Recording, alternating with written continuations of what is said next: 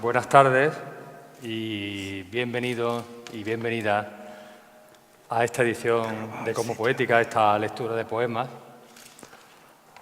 Antes de empezar mi presentación, yo les quiero felicitar al público porque son ustedes muy afortunados. Cosmopoética, está un poco feo que lo diga yo, pero Cosmopoética es el mejor festival de poesía que hay en la actualidad. El de Marbella también está muy bien, pero este quizás sea ahora mismo el festival de poesía al menos más significativo de los que hay ahora mismo en España. Y eso lo es especialmente por las apuestas, por la calidad, por lo imprevisible que pueden ser algunos nombres y algunas apuestas que desde luego se anticipan a lo que puede ser el futuro de la poesía en España y en el mundo, ¿no? Hoy la organización de Cosmopoética ha tenido a bien traer a dos poetas norteamericanas en una edición dedicada a Italia, lo cual está muy bien porque realmente el único país que tiene la literatura es el de la lengua, ¿no? Más allá del país invitado, ¿no? Hoy son dos las poetas que nos acompañan, Ladan Osman y Deborah Landau. Ladan Osman, a la que he podido conocer sus poemas hace escasamente unos días, porque apenas sabía de ella casi nada. Nació en Somalia, pero vive en los Estados Unidos. Es autora de The Kitchen Devil's Testimony, publicado por la Universidad de Nebraska en el año 2015, y que fue ganadora del Silverman Facebook, y cuya obra ha aparecido en el recopilatorio que reúne las 7 voces más significativas de la nueva poesía afroamericana. Al parecer, su próximo libro aparecerá en la colección Exiles of Eden, que es una obra que reúne obra experimental, fotografía y, por supuesto, poesía, ¿no? Esta autora ha defendido en alguna entrevista la responsabilidad de todo poeta de producir una palabra que me parece interesante: los mejores artefactos posibles para lograr un mayor entendimiento. Los mejores artefactos para un mejor entendimiento. Yo añadiría además que la poesía de Ladan Osman reclama un concepto que para mí en los Estados Unidos, en determinada poesía norteamericana, es muy saludable y que es perfectamente exportable a la cuestión de la poesía en todos sus ámbitos, que es el concepto de eficacia, de contemplar al lector como un destinatario, lo que no exime de producir o de practicar discursos más fragmentarios, donde abundan cuestiones relacionadas con la contradicción, con el que la identidad es conflictiva y donde las ideas y las imágenes no se contraponen, sino que en gran medida se juxtaponen. Para mí y para ustedes, la lectura de estos poemas que hoy vamos a presentar son, para mí y para ustedes, van a ser un auténtico descubrimiento.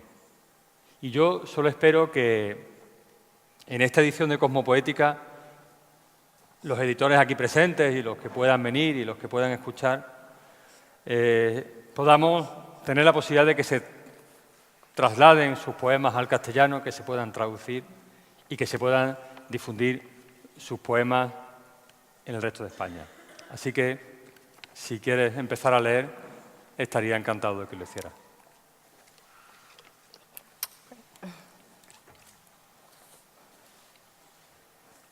Hi, everyone.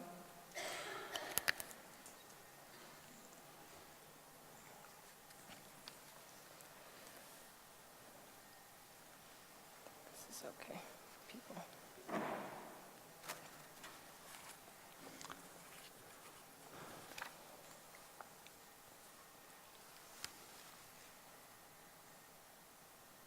When I saw the break of day, wish that I could fly away,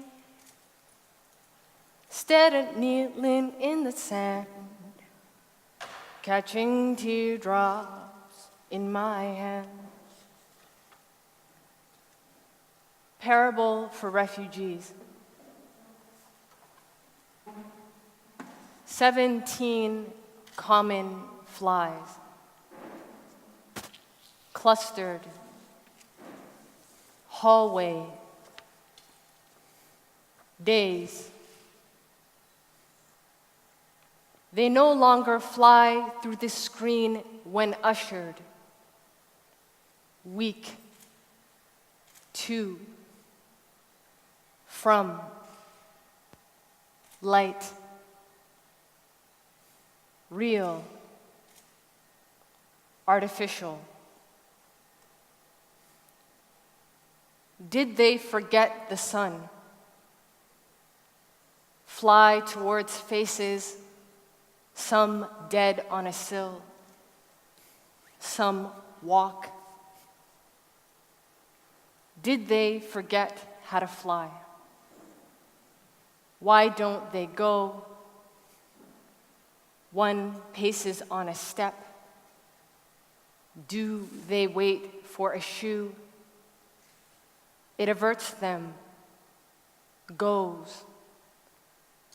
Why die still? Is it madness, the ones who wait?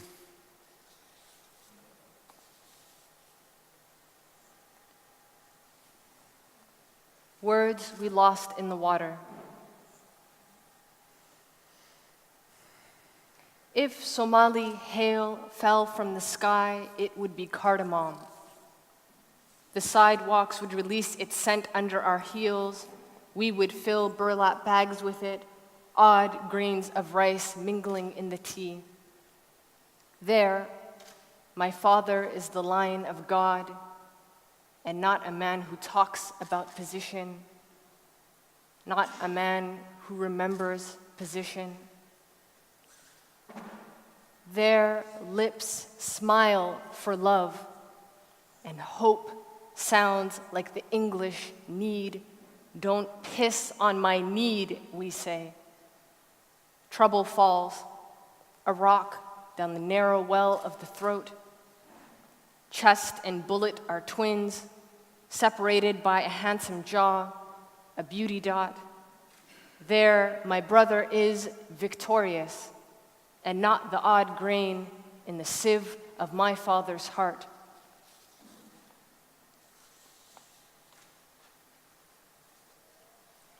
Connotation.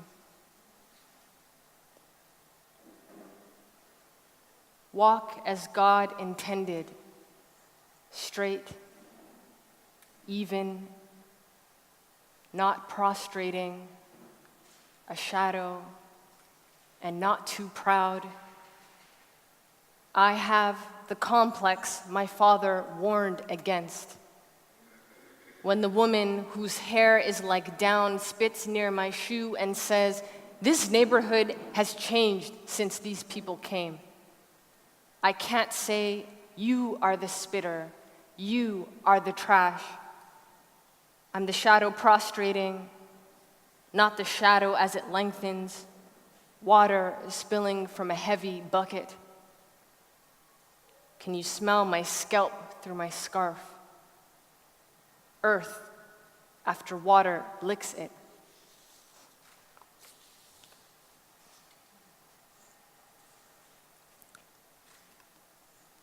Boat journey.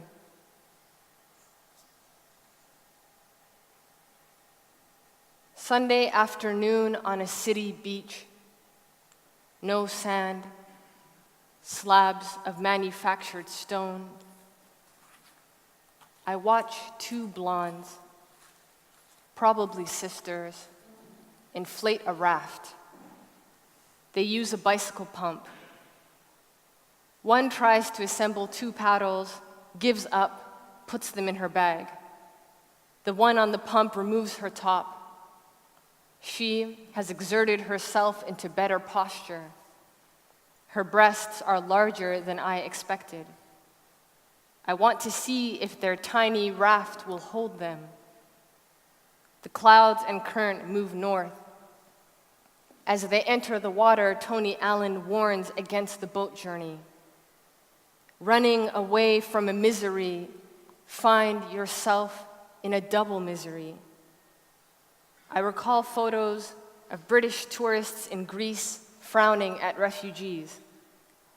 Greek children in gym class while hungry. In the direction the raft floats, the sisters paddling with their hands, a planetarium. I wonder if it houses a telescope capable of seeing the double misery on a Greek island. Maybe its lens is too powerful. The side of their raft reads, Explorer. Their souls are black. If you pay attention to movies, white women have grimy souls. I have seen black actresses with exquisite feet. I recall my mother checking my socks in the exam room before the doctor entered. The sisters let their ponytails drag in dubious lake water. I'm not sure if I hear these lyrics. Even if they let you enter, the Baron won't let you. Even if they let you enter, the Baron won't let you. The Baron won't let you. I note their appearances, take-off point, just in case. I doubt any of our thoughts converge. What is it like to be so free? To drift in water in a country you call your own. Unprepared because you can laugh into an official's face. Explain. Offer no apology.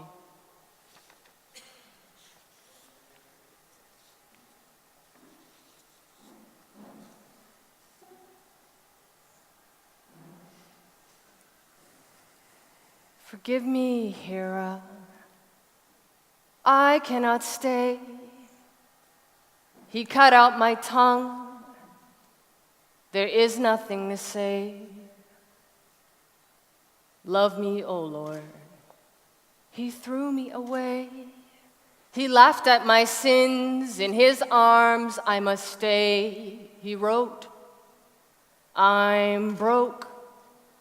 Please send for me. But I'm broken too, and spoken for. Do not tempt me. Her skin is white, and I'm light as the sun. So holy light shines on the things you have done. Catastrophic breakdown. The skin of every man, horsewoman has ever loved tastes like olives when she licks him, like the sea thereafter. There is nothing but the sea in the air. There is nothing but the spice that surrounds the sea in the air. She is fully oriented to it. There is no speed except her fullest. She goes without intention. She goes without food. She goes without intention. She goes with her nostrils and eyes rimmed with her drying water. White, the horizon and sun white, the land mostly white. She, black everywhere except the whites of her eyes, which flare against exhaustion. She goes with her ears and the iron in her hooves pointed to some shore. No distinction between the wind that enters, leaves her. All the air is warm, the sea smells warm, there is nothing but the sea. She goes in a land that is all salt, salty marshes, later white sands that may be salt. She goes with salt worrying her hooves. She is still at the shore. The water maintains a boundary.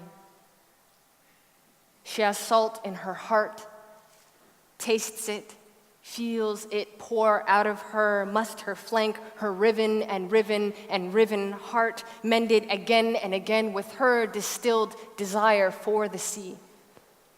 She finds some figure there indistinct from the water and becomes indistinct from the shore. Her water or blood or the seawater indistinct from each other. Her riven and riven and riven heart, raw for mending and desire, recognizes its ability to break. This breaks her legs. She kneels to the sea, not to the figure, not yet. The sea draws close enough to put her forelock between its lips, and she says to the figure there, I submit to the sum and sea of you. Haven't you always had me by my forelock? And so, thank you, Cosmopoética, for having us here. It's been such an honor to be in Córdoba, and this is the last poem. The songs that I referenced are, of course, not mine. The first was by Norah Jones, I forget the title now, and the second is, it's Don't Know Why by Norah Jones, and the second is What He Wrote by Laura Marling. So this last poem is called Water. I came to you carrying water. I came to you carrying silted water from a well, muddied, carried in a bucket with a split lip. My water tasted salty and like the earth, and so like blood, and I brought as much as I could carry in a bucket that drooled tiny streams of water on my mud-ashen legs. In all our days together, I have walked between well and house enough so the path is marked with the branching roads of my souls. I have come to you so often, the path has many other roads, if only you kneel in the dust and look for them. I am subject to you in the way the water is subject to the moon. You are subject to me in the way a wall is subject to its roof. And like the water, I expect you to come upon me of a sudden like flesh out of a slit in cloth. And like the wall, you expect intimate collapses, capillaries of change inscribed day by day on our bodies. I came to you with water from my deep well. I came to you with earth for your ready water. Water in every crevice for the valley that divides your tongue. I held your head in my lap and traveled the many roads leading out of that valley. Thank you.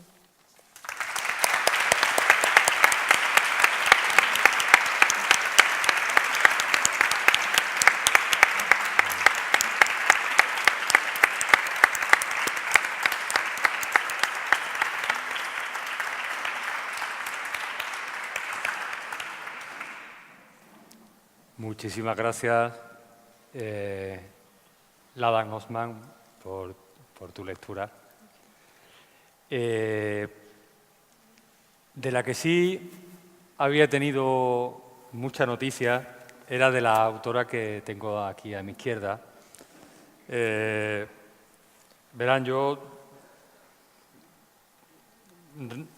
siempre hemos comentado los poetas que ya tenemos una cierta edad, que hasta prácticamente mediados de los años 90 no teníamos conocimiento de un país que teníamos muy cerca culturalmente, como eran los Estados Unidos, pero del que apenas sabíamos prácticamente nada de su poesía.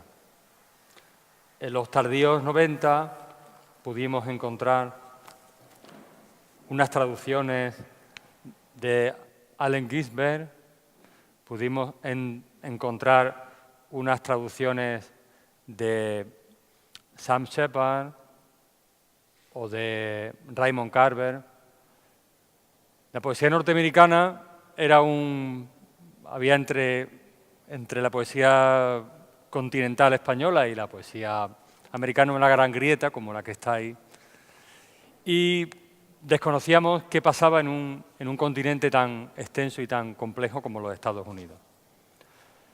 Algunas editoriales se pusieron en marcha y tradujeron algunos de los mejores libros de los años 90 y 2000. Tradujeron a Simic, tradujeron a Ashbery, y poco a poco hemos ido poniendo nuestro reloj en hora con respecto a la poesía contemporánea norteamericana que representan las dos poetas que tenemos aquí, ¿no? Uno de esos intentos por poner al día el reloj es Deborah Landau. Para mí fue un descubrimiento lanzarme a comprar este libro de la editorial Valparaíso, que ha hecho un esfuerzo por atraer la poesía contemporánea norteamericana.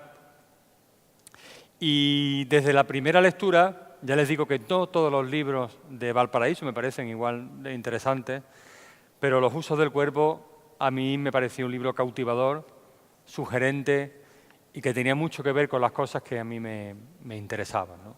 Por eso felicité a Antonio Gredano cuando eligieron a Deborah Landau para su poesía, para esta edición de Cosmopoética, ¿no?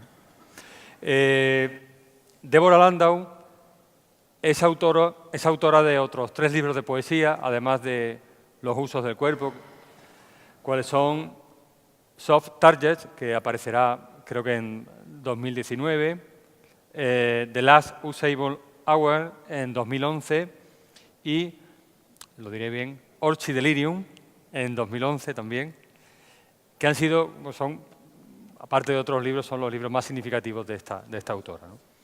Ha obtenido la beca Jacob K.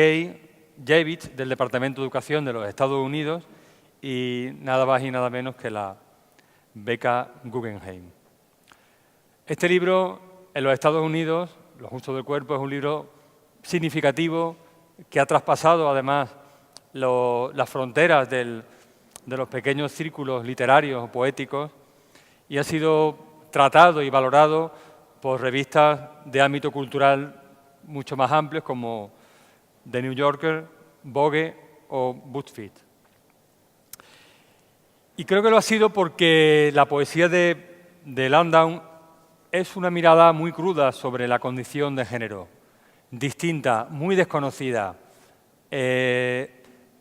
Por ejemplo, sus poemas sobre la maternidad, sobre el físico mismo, sobre el hecho propio de nacer o de dar a luz, y algo que también comparte con la persona que también que tenemos aquí, con Landau, que son poesía muy corporal, ¿no? En el que la carnalidad va mucho más allá de la mera sugerencia y en el que hay una absoluta falta de complejos a la hora de hablar de ella. Hay una relectura de las relaciones de género, de las relaciones de pareja, y lo hace de una manera directa, cautivadora, pero también honesta, aplicando aquello de las situaciones cotidianas, de lo cotidiano, de lo puntual, que siempre lo puntual es capaz de revelar quizá lo más grande o lo más significativo, ¿no? Todo ello con situaciones y, por así decirlo, con objetos de uso diario y esa poesía de las cosas que nos acompañan es algo que me ha sugerido y me ha ganado en la poesía de Landau, a que hoy estoy muy contento de acompañar y bueno, a la que le cedo la palabra para que nos ilustre. Thank you so much for what seems like it must have been a very nice introduction. I wish I could understand what you said, but it seems so nice. Thank you. And thanks to all of you for being here, and thanks to the festival organizers for inviting me. I'm really honored to be here in this beautiful space, in this beautiful city. I'm going to read from the book that came out here called The Uses of the Body. It considers the pleasures and complexities of marriage and domestic life and of living in a female body as time passes. Here's the first poem in the book. I don't have a pill for that. It scares me to watch a woman hobble along the sidewalk, hunched adagio, leaning on. There's so much fear, I could draw you a diagram of the great reduction. All of us will soon be way back when. The wedding is over, summer is over. Life, please explain. This book is nearly halfway read. I don't have a pill for that, the doctor said.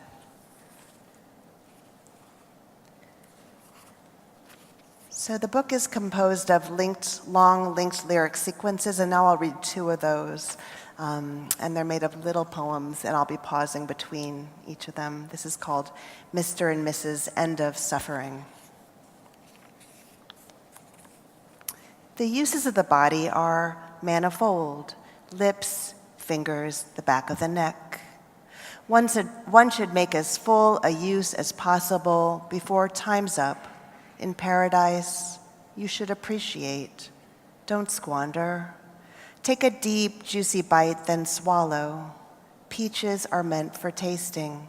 In paradise, we lay, and many afternoons brought pleasure and relief. To begin with, I wanted to talk to him. The corner table received us, two large animals in a dinner booth composed entirely of light. The jack of blue matter sitting across from me in the unknown air. Someone from the gallery of photographs lining my grandfather's hall. Long after dark, we walked south along the avenue like a couple of drunks. Once every few months, we met for dinner.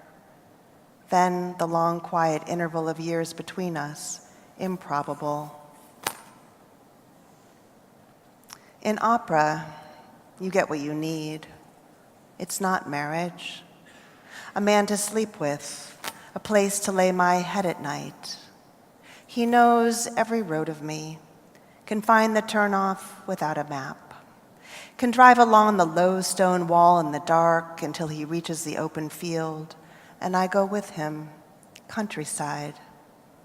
I haven't broken any law. I'm in my own car, steering into my own parking place. He's my my accomplice. I hardly see him. Men look at me like they have the thing I want, that somber, hungry force field smack on. It lies there. Is he aware? I cannot see where this will end. I can see where I need to go, but never get there. When I lie in bed, my limbs grow numb. When the sky darkens, the urge is there, but also the mandate to tamp it down. Always the urge, always the mandate. You're still young, Paul says, but youth will burst all at once and be gone forever. The uses of the body are illusion.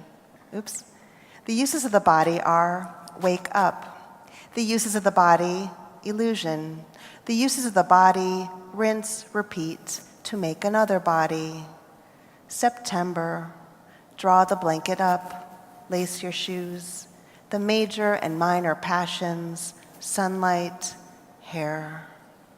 The basic pleasures, tomatoes, Keats, meeting a smart man for a drink. The uses of the body, it's only a small house. It gets older. It's upper and lower. It's red and white trim. It's tempting to gloss over this part so you won't really see me.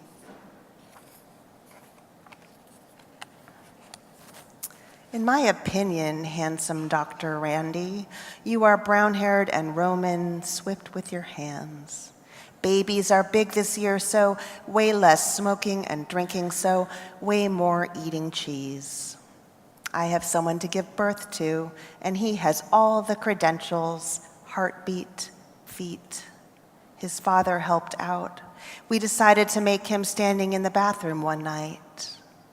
We made him with things we had around the house. We made him with our own pots and pans. I still have the pantry, the pocket, the mandate.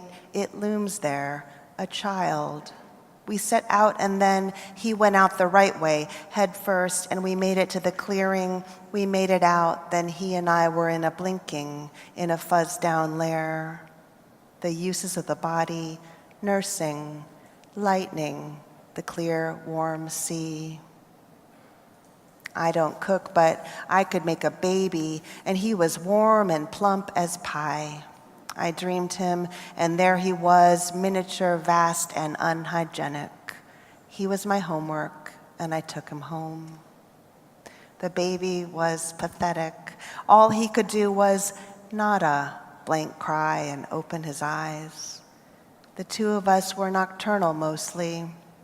In exile, we regressed to a prostrate luxury, as if now would never be thirsty or die, not ever. And look at me, all my guilt peeling off. I found myself a mother. I found myself with a family, aimless in LA. There I was in a son situation. First, I did not exist. Second, you did not exist. By then we'd done it, 10 days of healing, 10 splits in the skin. I covered up discreetly, wincing with a latch on. This is just what I'm doing right now, pacing the halls all night with him asleep on me. The uses of the body are heavy and light. Bellinis, cradles, carousels, biopsies, sobriety, sensible shoes. I am cozy. I am full of want until chest pain, until a heavy cramp, the pain of form. See how caught up we are in our habitual flying patterns until we have to look the unfair doctor in the eye. The genitals are irrelevant then. Dr. Rakowski, what was it you said? Doctor, lay your hands on me. Doctor, swoop in with needles and with knife. Doctor, bleed me up and puncture me. You are just doing business. This is how you spend your life. Doctor, remove the pests in me, prove me female, then make me repent. Doctor, give me this body to enjoy before dying. Yes. You are kindly when you want to be, and other times you make me weep. Doctor, I am blistered. I hear voices. What can those be? And then I think I'm nothing. Yeah. Doctor, life isn't what I thought it would be. I suspect I'll flunk all your tests. Doctor, I'm troubled. Can you solve me, please?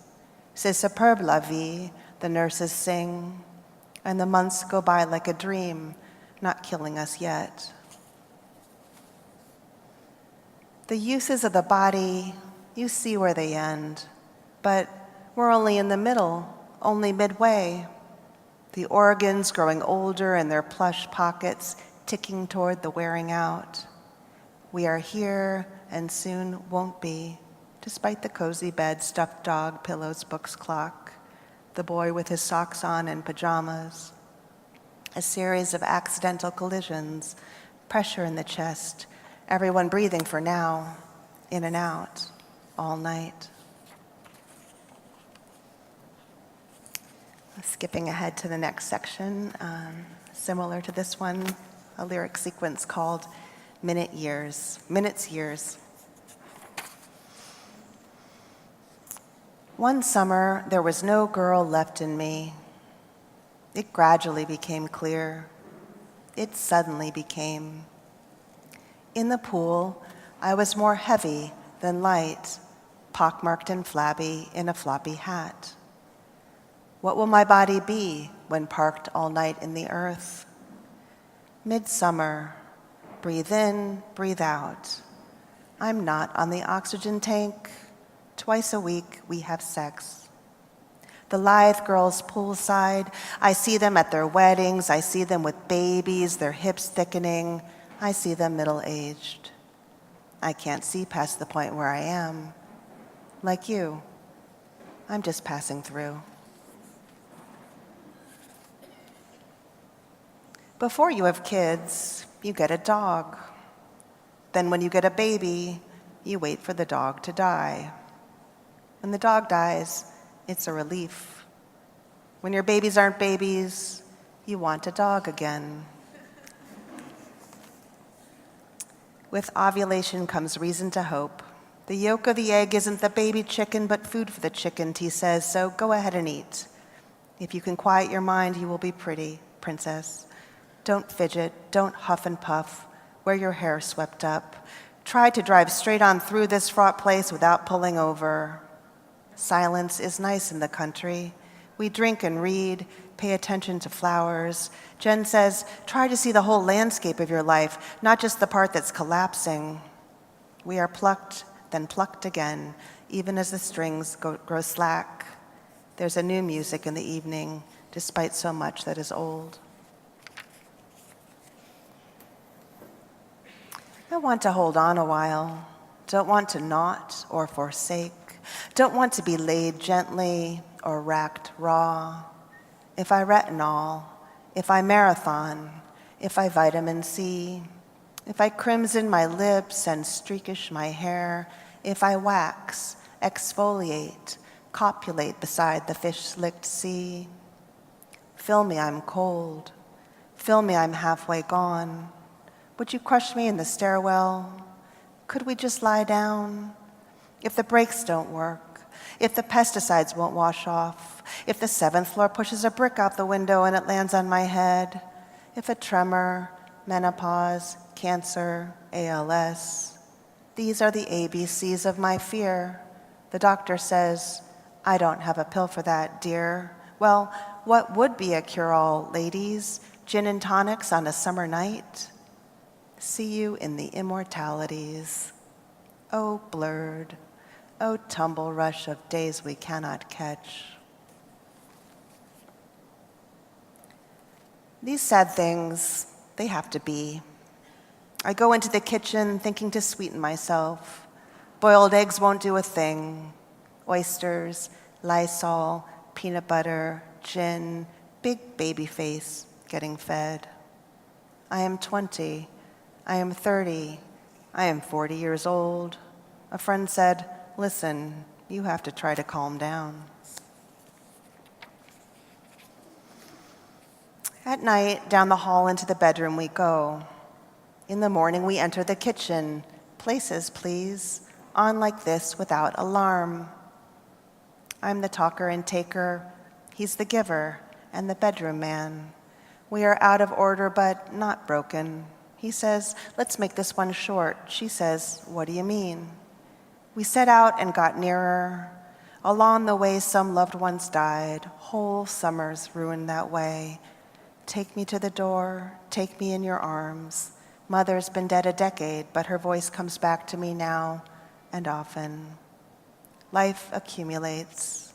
A series of commas. First this, then that, then him, then here. A clump of matter, and here we are. Minutes, years. Wait, I'm trying to establish something with these people. Him, her, him. We make a little pantomime. Family, I say, wake up. The sentences, one, then another one in a line, and then we go on like that for a long time.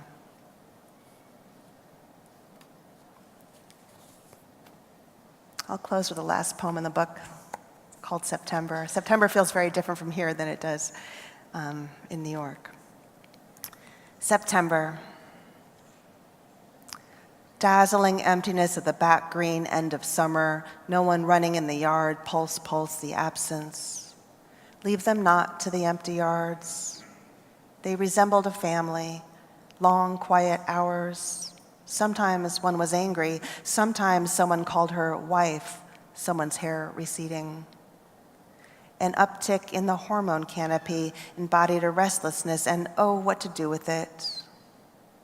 How she arrived in a hush, in a looking away and not looking. It had been some time since richness intangible, and then they made a whole coat of it. Meanwhile, August moved toward its impervious finale. A mood by the river, gone. One lucid rush carrying them along. Borderless and open, the days go on. Thank you so much for listening.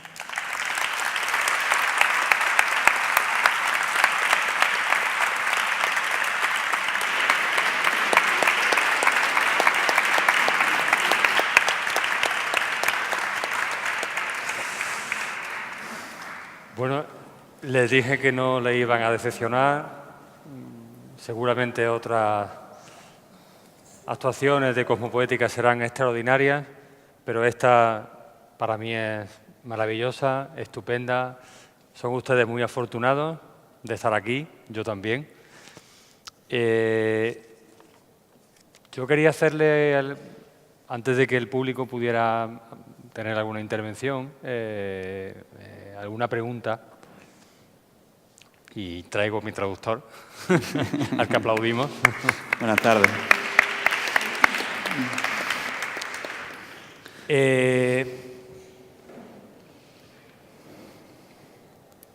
Las dos poetas estáis abordando la realidad desde unos puntos muy diferentes y les quiero preguntar a las autoras cómo nombrar, abarcar la realidad, por muy pequeña que sea, en un mundo tan complejo y tan plural, con tantas capas de conocimiento y redes que existen actual. ¿Cómo aislarse del ruido y nombrar la realidad en un mundo como el que estamos? No sé si la pregunta es... All right. Pablo's asking, he says that you both talk about reality in different ways. And the question he's asking is, how do you approach reality and kind of cut out the noise on the side and decide which part of reality it is that you want to focus on? How can you concentrate and find the aspects that you want to focus your work on with all the noise that is going on the side that might distract from what you find is important?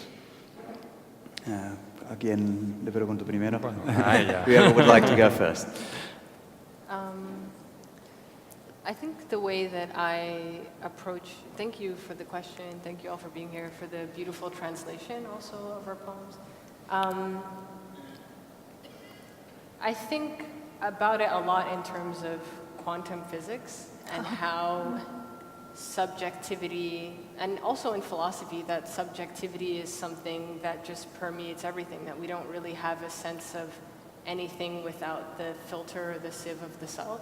And so that is a lot of open possibility, which could create anxiety, but it's also a lot of possibility. And so that's one starting point for me, just in general in thinking, but definitely in writing. I don't know if you want me to pause so you can. Okay. Primeramente quería agradecer la invitación al festival y al público de haber venido. Y que ha disfrutado mucho de estar aquí, de la traducción que se ha hecho. Y ella se acerca al tema de una manera, digamos, filosófica, también de un ángulo de física cuántica, de una manera. Dice que en realidad todo es subjetividad. Y entonces digamos, lo personal lo trasciende todo y la subjetividad está en todo. Entonces, eso es un método, digamos, de filtrar la realidad y adaptarlo a su propia subjetividad. And sorry, just so when it comes to writing, I think it's thinking a lot about that mechanically. So I sometimes think about things like veils, like silt, like estuaries, because how is it that we're understanding what passes through us and what is experienced and what is carried in the blood versus what stays in the land? And so sometimes even in a really physical, mechanical way, that framework helps me to, as you're saying, like to filter out, you know, to understand what it is that's noise and what it is that is a necessary moment to write from. También, digamos, mira los mecanismos de la realidad, ¿no? Los mecanismos del cuerpo, cómo fluye la sangre en el cuerpo, cómo sale el agua de un estuario al mar, y entonces mira el funcionamiento de las cosas y así tiene digamos, un acercamiento al tema bastante mecánico al ver cómo funciona el mundo en sí. Ladan, I love your answers. They're so smart and fascinating. For me, I think of each book as a container for the obsessions of the years in which I'm writing them. So when I was writing this book, I had just had some babies, and I was living into a marriage and looking at my body changing and looking at desire changing, and I was just living that all the time and feeling that all the time, and then generating language into that space until I had a book. My next book that's coming out is totally different. It's about global terror and climate change and the threats to our democracy and gun violence. So because that's what I've been living the last few years, obsessed with those things. So it's easy to control the focus of the book, because I don't know about you, but you walk around agitated about something. I do, at least, and that's what the book ends up being. Para ella son las obsesiones que tiene en cada fase, digamos, de su vida que la empujan a escribir, y cada libro representa una fase en su vida. Un libro trata del matrimonio y del embarazo y el niño. Son temas que la ocupan, digamos, en su enteridad y que se imponen a ella, y entonces hasta que no terminan no puede mover a empezar una cosa nueva. Y así el libro siguiente trataría de un tema totalmente diferente, una nueva obsesión que tiene, digamos. Muy bien. Una pregunta para ella en concreta. Usted como poeta, o tú como poeta, ¿has incorporado en tu poesía, o vas a incorporar en tu poesía, aspectos de la literatura de somalí o de tu cultura somalí? ¿O las incorporas en los cantos? ¿O cómo te relacionas con esa cultura dual que vive en tu persona y en tu poesía?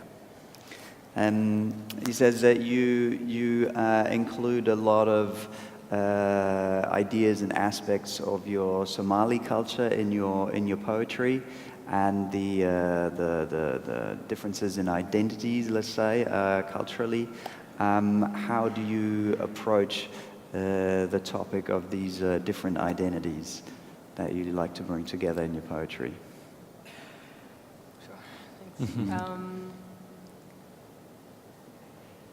Yeah, so many times when I'm writing the I, the speaker, it comes from myself, but it's not really myself, because myself is not quite as emotional or present in certain ways as the speaker, and it's a really good place to problem solve and to work out some of these ideas, because the way that I experience identity as a Somali who's living in America and who has been formed in many ways by an American context, who is in a way in exile from home, right? It's not in a very active way, it's not in a super violent way, but the access has been cut off. My upbringing there has been cut off, and so that's automatically for me a source of tension, a way of floating and feeling like a stranger everywhere.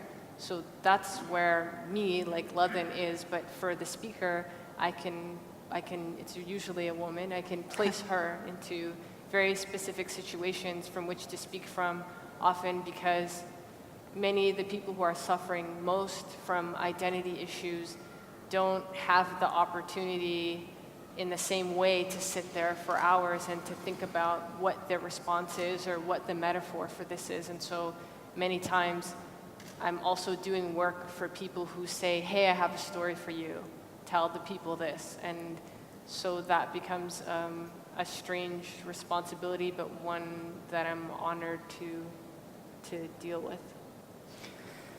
Dice que a veces la persona que habla en sus poemas va más allá de su propia persona y recoge también una cierta responsabilidad de representar a otras personas en su conflicto, digamos, de no estar en su casa en ningún lugar, de estar en una tensión eterna, digamos, entre dos lugares.